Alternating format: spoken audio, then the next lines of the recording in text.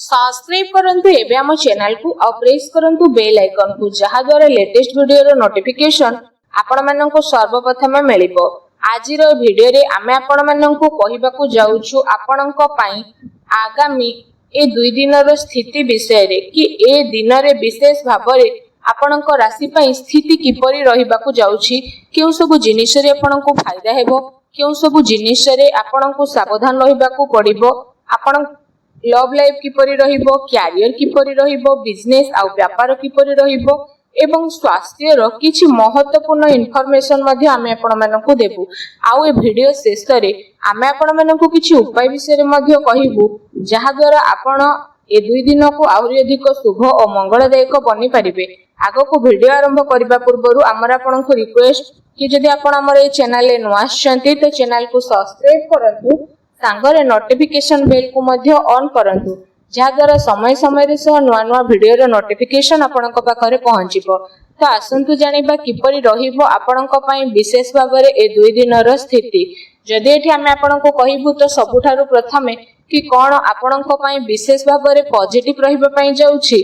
जदि एठी कहबा तो फ्रेंड्स विद्यार्थी माननकु इंटरव्यू रे कैरियर संबंधी परीक्षा रे सफलता मिलिबार पूरा संभावना बनुछि। सेथिपई निजर पाठ पढ़ा प्रति एकाग्रचित्त रुहंतु। आपणकर संतुलित दिन चर्या कारणरू अधिकतर कार्य आपणकर समय सह पूरा हेबो।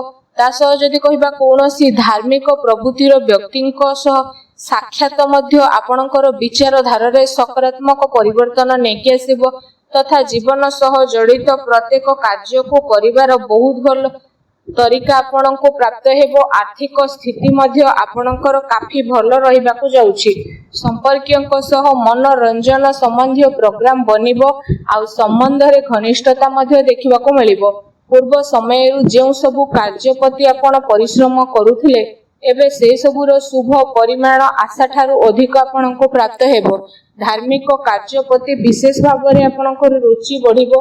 पूर्व किछि समय जेउ कार्य रे रोकावट आसुथिला एबे से सबु बहुत ही सरल सहज उपाय रे सुधुरी जीवो।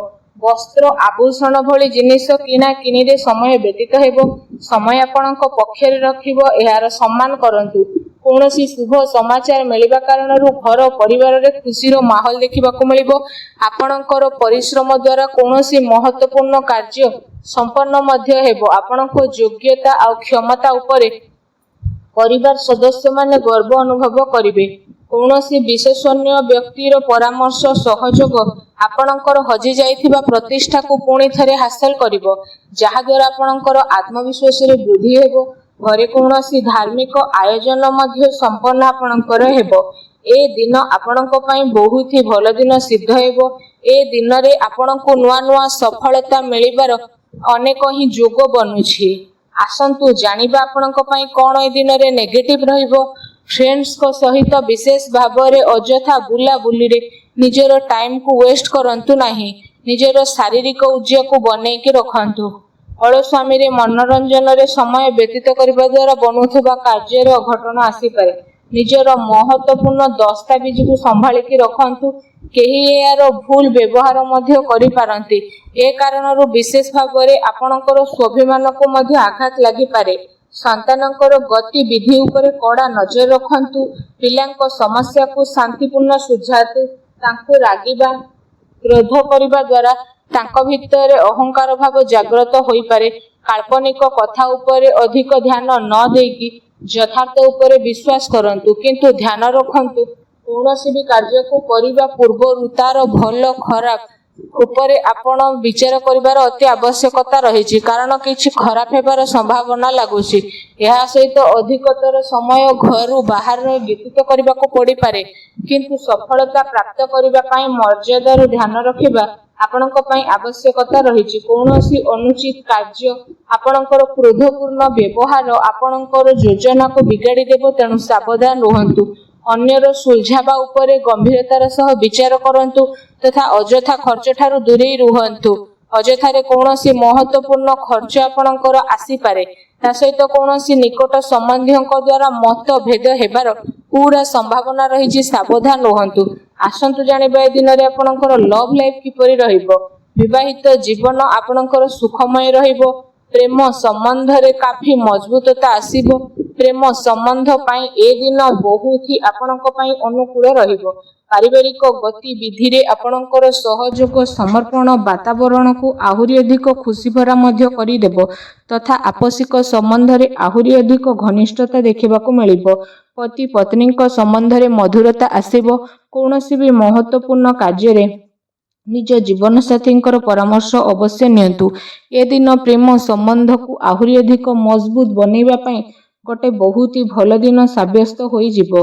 ଆସନ୍ତୁ ଜାଣିବା ଏ ଦିନରେ ଆପଣଙ୍କର ବ୍ୟବସାୟ ଆଉ କ୍ୟାରିୟର କିପରି ରହିବ। ବିଶେଷ ଭାବରେ ଗ୍ରହଙ୍କର ସ୍ଥିତି ଆପଣଙ୍କ ସପକ୍ଷରେ ଯିବ। କିଛି ଭଲ କାର୍ଯ୍ୟ ଆପଣଙ୍କୁ ସପୋର୍ଟ ଦେବ। ଆଉ କିଛି ଉଚିତ ନୂଆ ଅବସର ଆପଣଙ୍କୁ ମିଳିବ। ଚାକିରି ପେଶା ବ୍ୟକ୍ତି ନିଜର କାର୍ଯ୍ୟକୁ ବହୁତ ଅଧିକ ଧ୍ୟାନପୂର୍ବକ କରିବେ। କୌଣସି ଭୁଲ ହେବାର ସମ୍ଭାବନା ମଧ୍ୟ ରହିଛି। ଦୈନିକ ଆୟରେ ଯେହେତୁ ବୃଦ୍ଧି ହେବ ତ ଆପଣ ନୂଆ ନୂଆ କାର୍ଯ୍ୟକୁ ମଧ୍ୟ ଆପଣେଇବେ ଆଉ ଧ୍ୟାନ କେନ୍ଦ୍ରିତ ମଧ୍ୟ କରିବେ। କୌଣସି ନୂଆ ପ୍ରପର୍ଟି ମିଳିବାର ସମ୍ଭାବନା ରହିଛି। ଚାକିରି ପେଶା ବ୍ୟକ୍ତିଙ୍କୁ ନିଜର ଟାର୍ଗେଟ ପୂରା କରିବାରେ ବଡ଼ ଲାଭ ମଧ୍ୟ ପ୍ରାପ୍ତ ହେବ। କୌଣସି ନୂଆ ପଦପ୍ରାପ୍ତିର ଯୋଗ ମଧ୍ୟ ବନୁଛି। କୌଣସି ବି ଡିଲ୍ ଫାଇନାଲ କରିବା ସମୟରେ ଭାବି ଚିନ୍ତିକି କାମ କରନ୍ତୁ। ଲାଭର ମାର୍ଗ ପ୍ରସ୍ତୁତ ହେବାର ବିଶେଷ ଭାବରେ ଯୋଗ ବନୁଛି। ଅର୍ଥାତ୍ ସମୟର ଭରପୁର ସଦ୍ ଉପଯୋଗ ଆପଣ କରନ୍ତୁ। ସବୁ ପ୍ରକାରର ଗତିବିଧି ସୁଚାରୁ ରୂପେ ରହିବ ଏବଂ ଚାକିରି ପେଶା ବ୍ୟକ୍ତିମାନଙ୍କୁ ନିଜର କାର୍ଯ୍ୟ ଉପରେ ଟିକେ ସାବଧାନ ରହିବାର ଅତି ଆବଶ୍ୟକତା ରହିଛି। ଅନ୍ୟଥା ଅଧିକାରୀ ବର୍ଗଙ୍କର କ୍ରୋଧର ଶିକାର ହେବା ପାଇଁ ଆପଣଙ୍କୁ ପଡ଼ିପାରେ। ବ୍ୟବସାୟିକ ବିଚାର ସମ୍ବନ୍ଧୀୟ ବାତାବରଣ କୌଣସି ବି କାର୍ଯ୍ୟକୁ ଆପଣ ସ୍ଥଗିତ କରିକି ରଖନ୍ତୁ। ଆର୍ଥିକ ସାଧନରେ ଆପଣଙ୍କର ବୃଦ୍ଧି ହେବ ଏବଂ କୌଣସି ପ୍ରକାରର ଅନୁଚିତ କାର୍ଯ୍ୟକୁ କରିବାରୁ ଆପଣଙ୍କୁ ଦୂରେଇ ରହିବାକୁ ପଡ଼ିବ। ପ୍ରପର୍ଟି ସମ୍ବନ୍ଧିତ କାର୍ଯ୍ୟରେ ପେପର ୱାର୍କରେ ମଧ୍ୟ ଆପଣ ଅଧିକ ଧ୍ୟାନ ଦେବେ। ଟିକେ ଅସାବଧାନତା ଆପଣଙ୍କୁ କୌଣସି ବଡ଼ ମୁସ୍କିଲରେ ମଧ୍ୟ ପକାଇ ପାରିବ। ଚାକିରି ପେଶା ବ୍ୟକ୍ତିଙ୍କ ଉଚ୍ଚ ଅଧିକାରୀ ବର୍ଗ ମଧ୍ୟ ପ୍ରସନ୍ନ ରହିବେ। ପ୍ରମୋସନ ମିଳିବାର ମଧ୍ୟ ବିଶେଷ ରୂପରେ ଯୋଗ ବନୁଛି।